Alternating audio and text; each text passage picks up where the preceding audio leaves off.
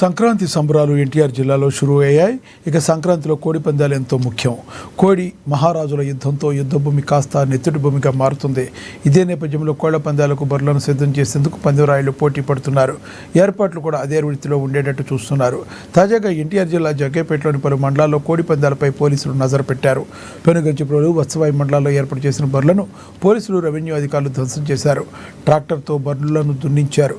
సంక్రాంతి సంబరాల పేరుతో జూద క్రీడలో కోడి పందాలు నిర్వహించడం చట్టరీత్యా నేరమన్నారు పోలీసు అధికారులు. నిబంధనలు ఉల్లంఘిస్తే కఠిన చర్యలు తీసుకుంటామని హెచ్చరించారు. ఈ సందర్భంగా సంక్రాంతి సంస్కృతి సంప్రదాయాలకు అనుగుణంగా బంధుమిత్రుల మధ్య ఆనందంగా గడపాలని హితవు పలికారు. అందరికీ నమస్కారం. సంక్రాంతి పండగ సందర్భంగా గ్రామాల్లో కోడి పందాలు, పేకాట్లు, గుండాట్లు నిర్వహిస్తున్నారని చెప్పేసి సమాచారం. హైకోర్టు ఆదేశాల ప్రకారం ఎక్కడ కూడా ఎటువంటి కోడి పందాలకు కానీ, పేకాట, గుండాట్లకు కానీ ఎటువంటి అనుమతులు లేవు. దాంట్లో భాగంగా ఈరోజు ఉదయం నుండి పెనుగంచిప్రోలు ఎంఆర్ఓ గారు, పెనుగంచిప్రోలు ఎస్ఐ గారు, నేను గ్రామాల్లో తిరిగి ఈ కోడి పందాల నిర్వాహకులకు నోటీస్ ఇవ్వడం జరుగుతుంది. ఎక్కడైనా నిర్వహణ చేయడం కోసం ఏర్పాటు చేసిన స్థలాలని ట్రాక్టర్ తోటి దమ్ము చేయించడం జరుగుతుంది.